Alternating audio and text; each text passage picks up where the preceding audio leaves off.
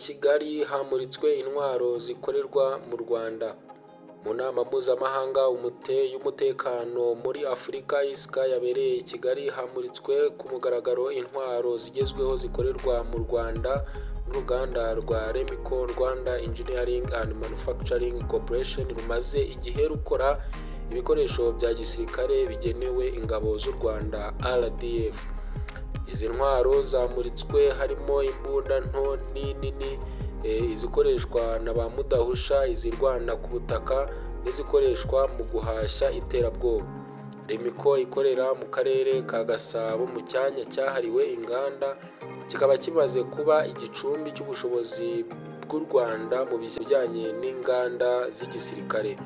Mu ntwaro zagaragajwe harimo pistoli, imbunda nka RD500 BKR ishobora kurasa mu ntera ya metero 500 hamwe n'izikoreshwa na ba mudahusha nka AC sniper na RD sniper zirasa kugeza kuri metero 800.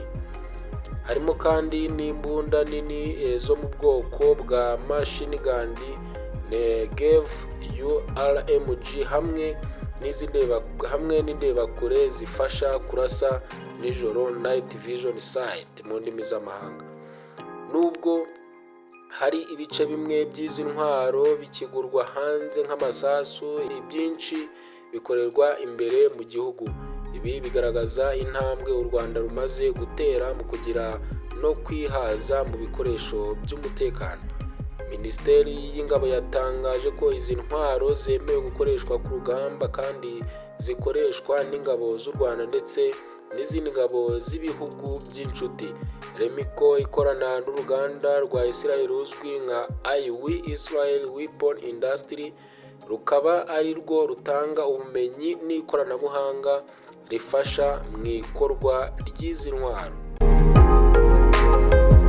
Mu bitabiriye iyi nama ya ISCA harimo ibihugu bitandukanye bya Afurika n'abafatanyabikorwa b'u Rwanda mu bya gisirikare, aho banamuritse ibikoresho byabo birimo ibikorerwa muri Misiri, Turukiya n'ahandi.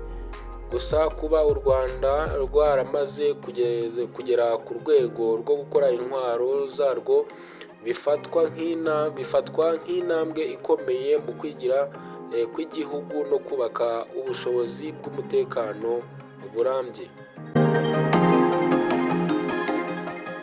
Aya ni amakuru yaragezweho hano mu Rwanda kuri Kadamu TV. Njye nitwa Journaliste Thierry, mukomeze mugire ibihe byiza, turabakunda cyane.